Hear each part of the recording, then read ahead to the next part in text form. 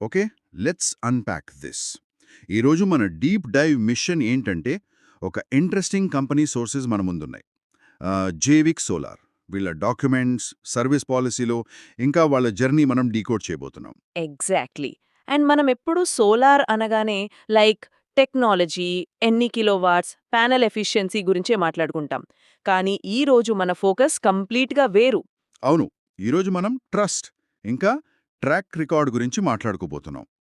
అంటే బేసిక్లీ ఈ డాక్యుమెంట్స్లో నాకు బాగా నచ్చిన ఒక పాయింట్తో నేను స్టార్ట్ చేయాలనుకుంటున్నాను. చెప్పండి. ఒక కస్టమర్ సోలార్ ఇన్స్టాల్ చేసుకునే ముందు జేవిక్ వాళ్ళు ఎప్పుడూ ఒక మాట చెప్తారట. ఒక ఆనెస్ట్ విషయం ముందే చెప్పాలి, ఏఎంసీ గురించి కస్టమర్కి క్లారిటీ ఉండాలి అని. ఓ యా, యాక్చువల్లీ అది చాలా క్రూషియల్ పాయింట్. ఎందుకంటే ఇప్పుడంతా పీఎం సూర్యఘర్ ముఫ్త్ బిలీ యోజన గురించే మాట్లాడుతున్నారు కదా. అవును, అందరికీ అది ఒక బజ్ వర్డ్ అయిపోయింది. రైట్. సో ఆ స్కీమ్ కింద ఇన్స్టలేషన్ అయ్యాక బేసిక్ సిస్టమ్ సపోర్ట్కి గవర్నమెంట్ కొన్ని డిఫైన్డ్ నార్మ్స్ పెట్టింది. ఆ స్కీమ్ కవర్ చేసేది అది మాత్రమే. కరెక్ట్, ఆ బేసిక్ సపోర్ట్ వరకే అది ఉంటుంది. అవును. బట్ ఈ ఆన్గోయింగ్ ఏఎంసీ అంటే యాన్యువల్ మెయింటెనెన్స్ కాంట్రాక్ట్ అనేది కంప్లీట్లీ ఒక సెపరేట్ చార్జబుల్ ప్రొఫెషనల్ సర్వీస్. ఇది చాలా ట్రాన్స్పరెంట్గా డాక్యుమెంట్ చేసి ఉంటుంది అండ్ ఇది కస్టమర్ చాయిస్. ఎగ్జాక్ట్లీ. అండ్ వాళ్ళు ఆ విషయాన్ని దాచకుండా ముందే ఒక ప్రొఫెషనల్ లాగా కుండబద్దలు కొట్టినట్లు చెప్తారు. మేం ఫ్రీ అని చెప్పి తర్వాత తిప్పుకోము అని. అవును. ఒక డిఫెన్సివ్ వేలో కాకుండా చాలా ఆనెస్ట్గా చెప్తారు. అండ్ ఈ ఆనెస్టీ ఎక్కడ స్టార్ట్ అయిందో తెలుసుకోవాలంటే మనం ఒకసారి వాళ్ళ జర్నీ చూడాలి.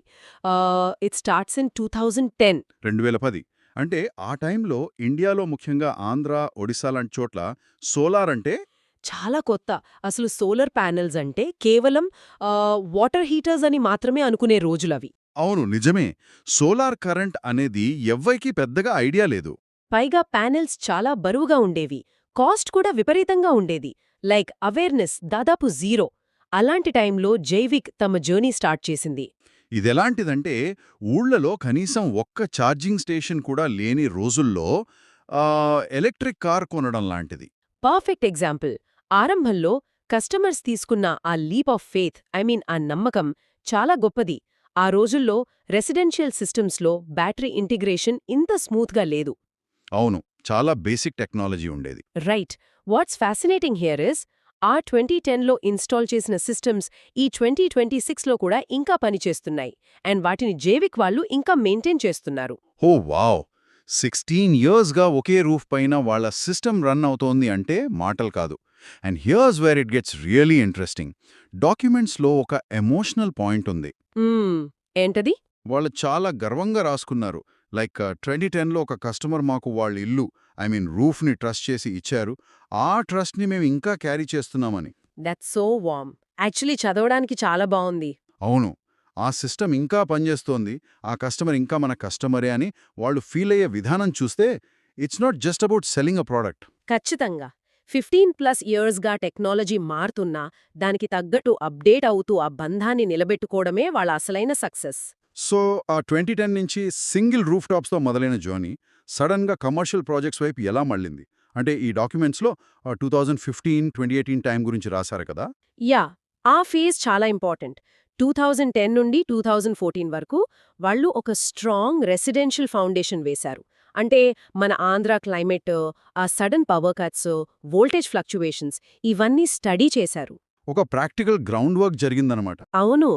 ఆ ఎక్స్పీరియన్స్తో వాళ్ళు 2015-2018 మధ్యలో స్కూల్స్ అండ్ హాస్పిటల్స్ లాంటి కమర్షియల్ ప్రాజెక్ట్ స్టార్ట్ చేశారు. ఒక్క నిమిషం, హాస్పిటల్స్ అంటున్నారా?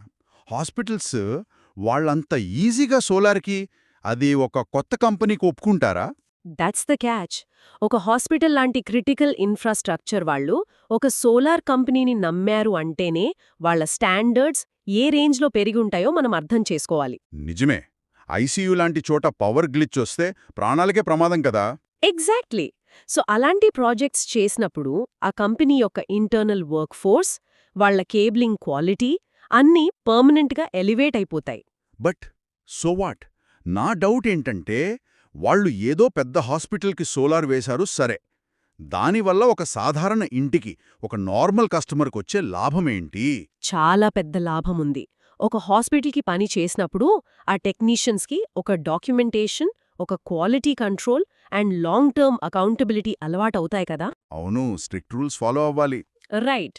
అదే టెక్నీషియన్ రేపు పొద్దున్న ఒక సామాన్యుడి ఇంటికి వెళ్లి ఇన్స్టాల్ చేసినప్పుడు కూడా తనకి తెలియకుండానే అదే బెస్ట్ కమర్షియల్ స్టాండర్డ్స్ని అప్లై చేస్తాడు. ఓ, ఐ గెట్ ఇట్. అంటే వాళ్ళ ఆపరేషనల్ స్టాండర్డ్స్ అన్నీ డీఫాల్ట్గా అప్గ్రేడ్ అయిపోయాయన్నమాట. పర్ఫెక్ట్గా చెప్పారు. ఆ క్వాలిటీ ఒక అడిషనల్ బెనిఫిట్ లాగా ప్రతి కస్టమర్కి రీచ్ అవుతుంది. అండ్ దీని తర్వాత 2025కి వచ్చేసరికి వాళ్ళు ఇంకో పెద్ద మైల్ స్టోన్ క్రాస్ చేశారు. ఆ, అదే ప్రైవేట్ లిమిటెడ్గా మారడం. బట్ ఫ్రాంక్గా అడుగుతున్నాను, ఇందులో అంత గొప్పే ఉంది? ఎవరైనా సరే ఒక ఆడిటర్ దగ్గరికి వెళ్ళి కొంచెం ఫీజు కడితే ఒక ప్రైవేట్ లిమిటెడ్ కంపెనీ రిజిస్టర్ చేసి ఇచ్చేస్తారు కదా. బయట నుంచి చూస్తే ఎవరికైనా అలాగే అనిపిస్తుంది. కానీ ఇక్కడ మనం ఒక 25 ఇయర్స్ లైఫ్ సైకిల్ ఉన్న ప్రోడక్ట్ గురించి మాట్లాడుతున్నాం. కరెక్ట్. చాలా సోలార్ కంపెనీలు సింగిల్ ఓనర్షిప్తో రన్ అవుతుంటాయి. రేపొద్దున ఆ ఓనర్కేమైనా జరిగినా లేదా అతను బిజినెస్ మార్చేసినా ఆ కస్టమర్కిచ్చిన 25 ఏళ్ల వారంటీలన్నీ గాల్లో కలిసిపోతాయి. ఎగ్జాక్ట్లీ. ఎవర్నడగాలో తెలియదు.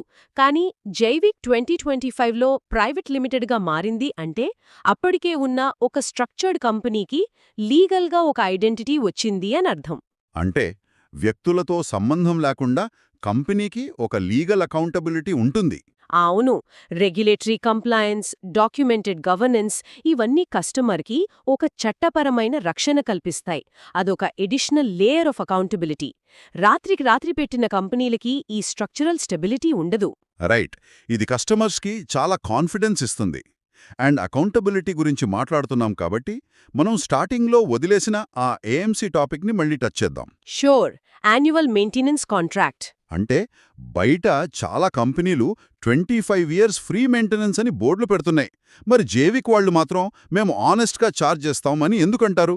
అంటే కార్ కొన్నప్పుడు వారంటీ ఉన్నట్లు వీళ్ళు కూడా ఫ్రీ సర్వీస్ ఇవ్వచ్చు కదా. If we connect this to the bigger picture, ఆ ఫ్రీ అనే మాటలో ఉన్న లాజిక్ మిస్ అవుతాం.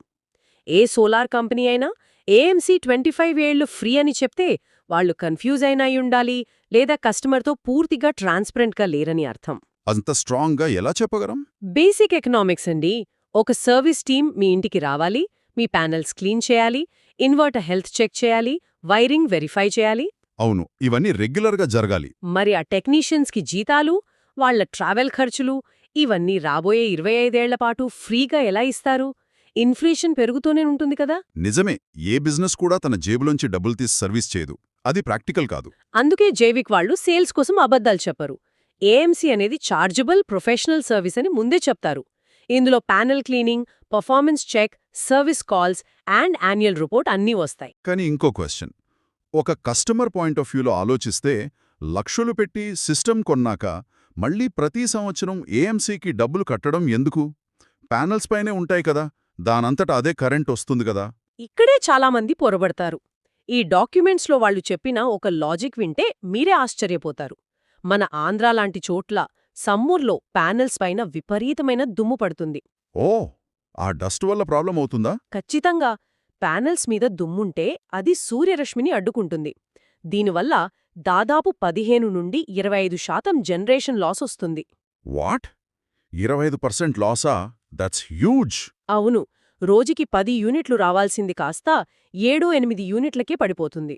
కాని ఆ ఏఎంసీలో భాగంగా జైవిక్ టీం వచ్చి ప్యానెల్స్ని ప్రాపర్గా క్లీన్ చేస్తే చాలు, ఆ పోయిన జనరేషన్ మళ్ళీ వస్తుంది. అంటే ఒకసారి వాళ్ళు వచ్చి క్లీన్ చేస్తే సేవ్ అయ్యే కరెంటుతోనే ఆ ఏఎంసీ కాస్ట్ రికవర్ అయిపోతుందన్నమాట. ఎగ్జాక్ట్లీ. అందుకే డాక్యుమెంట్లో ఒక మంచి మాట వాడారు.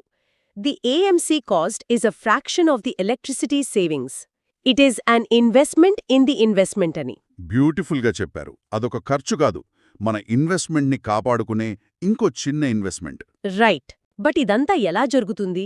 టెక్నాలజీ యాంగిల్లో చూస్తే ప్రతి జైవిక్ ఇన్స్టలేషన్కి రిమోట్ మానిటరింగ్ ఉంటుందని విన్నాను. కస్టమర్ యాప్లో లైవ్ జనరేషన్ డేటా కనిపిస్తుంది అని ఉత్సాహంగా చెప్తారు కదా. అవును, యాప్ ఉంటుంది.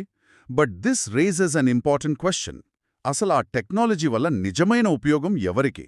ఎవరికి అంటే ఆబ్వియస్లీ కస్టమర్కే కదా, రోజు చూసుకోవచ్చు. కానీ ప్రాక్టికల్గా ఆలోచించండి.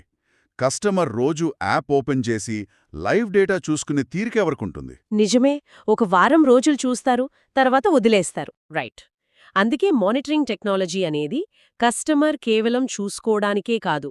ఒకవేళ సిస్టంలో ఇష్యూ వస్తే, లైక్ ఏదైనా వైర్ కట్ అయినా, జనరేషన్ డ్రాప్ అయినా, ఓ, వెంటనే జైవిక్ బ్యాకెండ్కి అలర్ట్ వెళ్తుందా?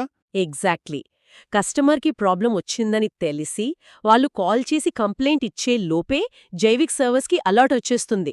వాళ్ళే ప్రోయాక్టివ్గా రియాక్ట్ అవుతారు. That's amazing. అంటే మానిటరింగ్ అనేది ఇన్స్టాలేషన్లో ఒక భాగమైతే దాని మీద ఒక హ్యూమన్ రెస్పాన్స్ లేయర్గా ఈ ఏఎంసీ పనిచేస్తుందన్నమాట. పర్ఫెక్ట్గా కనెక్ట్ చేశారు. Technology meets human response. ఆ రెండు కలిస్తేనే కదా ఒక సిస్టమ్ 25 years రన్ అయ్యేది. సో ఈ మొత్తం 16 సంవత్సరాల జర్నీని సింపుల్గా సమరైజ్ చేస్తే 2010 నుండి 2026 వరకు సేమ్ మిషన్, బట్ ఇప్పుడు stronger structure, commercial experience, private limited accountability and transparent AMC. అవును. అండ్ వీళ్ళ అప్రోచ్లో ఉన్న ఇంకొక బెస్ట్ థింగ్ ఏంటంటే, ఇవన్నీ కేవలం మార్కెటింగ్ మాటలు కాదు. మరింకేంటి? ఎవరైనా ప్రాస్పెక్టివ్ కస్టమర్ ఉంటే ఛానల్ పార్ట్నర్స్ వాళ్ళకి నేరుగా కనీసం 5 ఏళ్లుగా జేవిక్ సిస్టమ్ వాడుతున్న ఒక రియల్ కస్టమర్తో మాట్లాడే అవకాశం కల్పిస్తారు. రియలీ? డైరెక్ట్గా పాత కస్టమర్తోనే మాట్లాడచ్చా? Ya, no marketing filters, real experience and real conversation. వాళ్ళ ఎక్స్పీరియన్స్ వాళ్లే చెప్తారు. అది నిజంగా ఒక కాన్ఫిడెంట్ కంపెనీ మాత్రమే చేయగలదు. ఎనీవే, ఎవరైనా కస్టమర్ జేబిక్తో సైన్ చేసే ముందు నేను మళ్ళీ చెప్పేదొకటే, ఛానల్ పార్ట్నర్ ఏఎంసీ ప్రైసింగ్ క్లియర్గా చెప్తారు బిఫోర్ యూ సైన్, ఆల్వేజ్. అవును. అండ్ ముగింపులో వింటున్న వాళ్లకి నేనొక ఫైనల్ థాట్ వదిలి వెళ్లాలనుకుంటున్నాను. మనం ఒక 25 ఏళ్ల కోసం హోమ్ లోన్ తీసుకునేటప్పుడు ఆ బ్యాంక్ ట్రాక్ రికార్డ్ ఏంటి, వాళ్ళ టర్మ్స్ అండ్ కండిషన్స్ ఏంటి అని ఎంతలా రీసెర్చ్ చేస్తాం? అక్షరం ఒల్లుబోకుండా చదువుతాం కదా. మరి అదే 25 years పాటు మన ఇంటికి పవర్ ఇవ్వబోయే సోలార్ కంపెనీ ట్రాక్ రికార్డ్ని, వాళ్ళ ప్రైవేట్ లిమిటెడ్ లాంటి స్ట్రక్చరల్ స్టెబిలిటీని కూడా అంతే లోతుగా విశ్లేషించాలి కదా. 100% నిజం. ఫ్రీ అని చెప్పే మాయమాటల కన్నా ఆనెస్ట్గా చార్జ్ చేస్తాం అని చెప్పే పారదర్శకతే లాంగ్ టర్మ్ పార్ట్నర్షిప్కి అసలైన పునాది. అబ్సల్యూట్లీ. ఆ నమ్మకమే జేవిక్ని ఇన్నేళ్లుగా ఇళ్లపైన నిలబెడుతోంది. So that's all for today's deep dive. ఈ డిస్కషన్ మీకు చాలా వాల్యుబుల్ ఇన్సైట్స్ ఇచ్చిందని ఆశిస్తున్నాం. Thank you for tuning in. Thank you.